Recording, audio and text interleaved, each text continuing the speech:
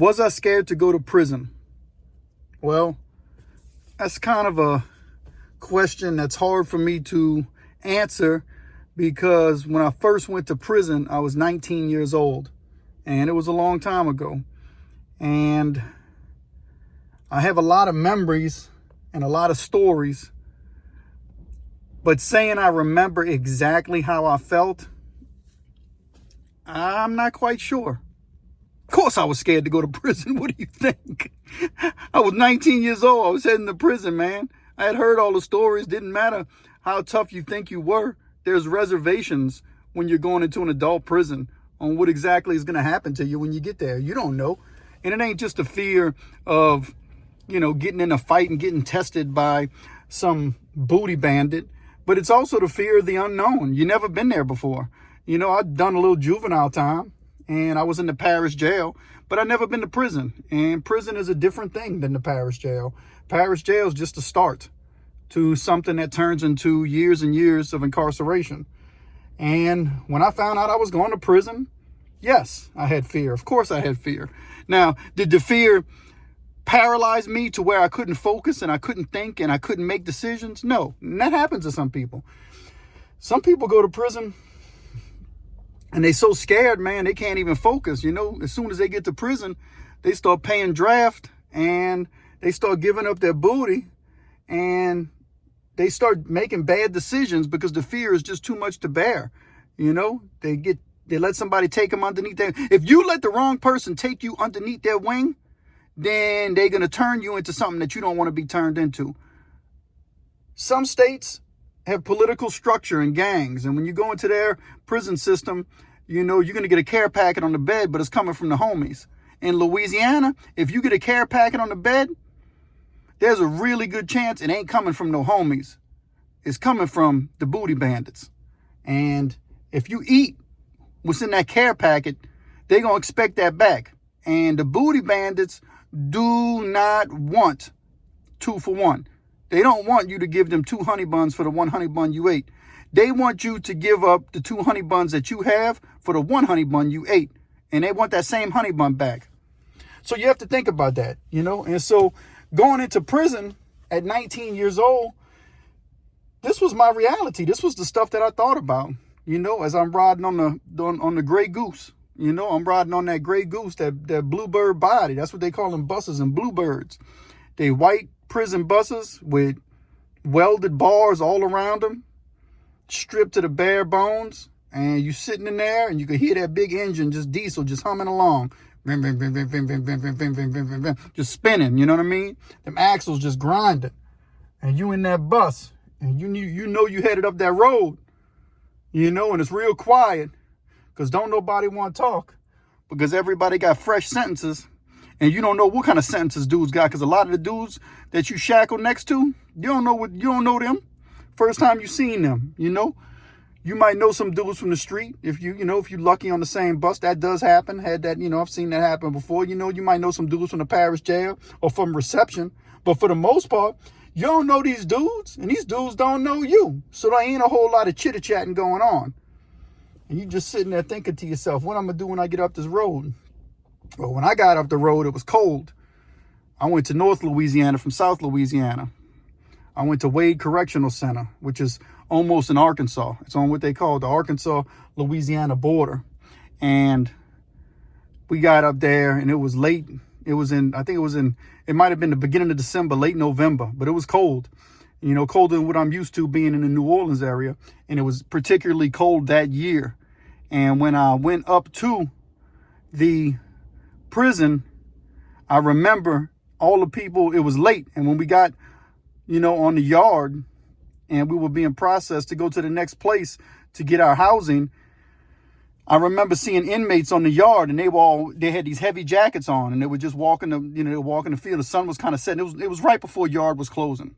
And there was only a handful of inmates on the yard. There was like about 2 big old biker looking dudes, beards longer than mine, walking around the thing, their heavy coats, and they were just chit chatting, talking. Who knows what they were talking about? I remember seeing that. I remember they had like 3 or 4 people on the weight pile. And it was my first experience with hearing the weights clacking together. You hear them weights when they're working out, you hear the weights clacking, ting, ping. This little, and there was no talking. It was just 3 or 4 dudes on the weight pile, and you could just hear the weights as they clack together. The barbells, when the barbells hit each other, they make this clanking sound. And then there was the basketball. You know, you could hear basketball, boom, boom, boom, boom, boom, boom. And at Wade Correctional Center, there's multiple full courts. You know, multiple courts of full courts. And, you know, there was like 2 dudes just shooting hoops talking. They wasn't playing no serious game. Like I said, it was right before the yard was going to close. And inmates were just chilling out, hanging out. So it was real quiet. It was really kind of uncanny for me as a 19-year-old. And, you know, we finished getting our housing assignment, and I was housed on the south side of Wade Correctional Center. And let me tell you something about Wade. Wade is a prison that's in further north. It's North Louisiana. It's not where you're going to get a lot of dudes from New Orleans. They do have dudes from New Orleans there. There's dudes from New Orleans everywhere. But when you get further into northern prisons like David Wade Correctional Center, you get a lot of dudes more from Shreveport. So you get a different type of person than what you would be used to in southern Louisiana. You get a lot of more northern Louisiana people, and people who are from northern Louisiana are, you know, there's people are just a little bit different than the people from southern Louisiana. Anyway, this is where I first got familiar with some prison gangs. Like I told you, Louisiana does not have a large portion of prison gangs, but that doesn't mean that there's not people who are in gangs. You know what I mean, that are in prison in Louisiana. And this was where I remember meeting. They had a couple dudes who were from the feds, and this isn't super active up there neither, but there were a couple white dudes from the feds who were, you know, AB dudes. And I remember one of the biggest dudes on the yard who was like really somebody who had notoriety and people knew him was a dude who was in the the Gangster Disciples. And he was an OG. And this is in the 90s. And in the 90s, this dude had to be in his late 50s, you know what I mean, maybe 60s. And so he must have been one of the, you know, old school GD. And everybody told me, and if you know anything about Shreveport, Louisiana, it tends to mimic, they call it baby LA, and it also mimics like California and Chicago. In Louisiana, if you are going to have gangs, a lot of them coming from the Shreveport area. That's right. So anyway, they had this dude from the Gangster Disciples, man. I remember one of my first days on the yard, you know, another dude I knew from Chalmette, that's close to New Orleans, you know, he knew some dudes who did time with my brother in juvenile. And actually, that was two or three dudes from Chalmette that my brother ran with in juvenile, and they fought fights every single day together. They fought. I mean, in juvenile in Louisiana, you fight every single day. That's just it. And so my brother fought with these dudes from Chalmette. That was his rounds. That's who he hung out with. That was his homeboys. And so this dude knew them. And so through them, he was familiar with my brother and me. And he was a little older than me. And he was putting me on my game. And he pointed me to that dude. He said, yeah, that dude's one of the OG Gangster Disciples. You know, that's why them youngsters have him respect. You couldn't get to this dude to talk to him unless you got permission. He had little young dudes guarding him, you know. And like I said, it's Louisiana. There's no gang structure like that, you know, but it was just a fact that this dude was, and a lot of dudes come from LA to Louisiana.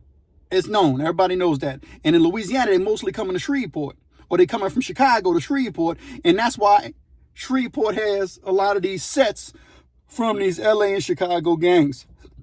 And I remember talking to this dude. I got to talk to him. I don't even remember his name because I was in David Wade, you know, long enough to get to know people, but not really get to know people to where, you know, I knew him like that, you know. But I had a couple conversations with him on the yard, and he told me that, you know, he talked to me, spat some game to me and everything. And I mean, he was a cool dude, real mellow dude.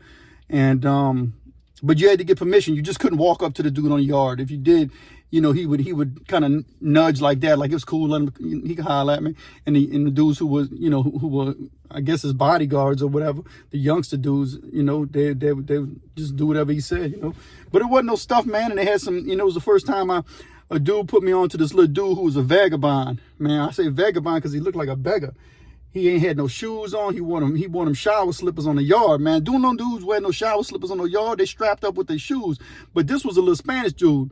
And Louisiana didn't have no whole lot of Spanish people. You know, blacks and whites, and that's it. You know, and they had some Vietnamese, you know, when I was coming up. And they did have some Spanish people, but now obviously they have more. But back then they didn't. And They call him Migo. And they said, man, Migo don't speak no English, but Migo done stabbed about 5 people since he been here. I said, yeah. He said, he don't look like it, but Migo sure will get with you. I'm like, man, that's crazy, you know? So, you know, this is all stuff as a 19-year-old I'm experiencing, you know, at Wade Correctional Center. And, you know, that was just my experience. So, yeah, did I have some fear? Sure, I had some fear. I got in a fighting Wade in the kitchen. Dude whipped my butt like you wouldn't imagine. And once again, I was protected by the Lord. And that's a story that I'm going to share with y'all coming up in the future on how God protected me while I was in prison throughout my fights and everything. And, you know, I believe I'm here by the grace of God to this very day, making these YouTube videos and sharing with you, you know, what I went through and where I'm at today, the success that I was able to obtain since I've been free, since I've been released. You know, incarceration, you know, didn't define me. It was a stepping stone. It was a stepping stool for me to be the best version of myself. But to answer the question, was I scared to go to prison? Sure. I was 19 years old. Yes, I had fear. Yes, I had reservations, full of uncertainty. I didn't know what was going to happen to me. Anyway, man, give me a like and subscribe to the Pen and The Shank, the most unusual and unique crime and prison channel experience on YouTube, where we do things unusually and unique in ways that ain't nobody else doing them. This was just an answer to a question, just so you know, and just so I'm clear and upfront and honest. Yes, I had fear when I first went to prison. You know, was it a type of fear that I couldn't focus and couldn't think, and it overwhelmed me to where I couldn't operate? No, it wasn't that type of fear. But I was cautious. I was cautiously fearful, you know, and that's all I got to say about that. Anyway, let's get this.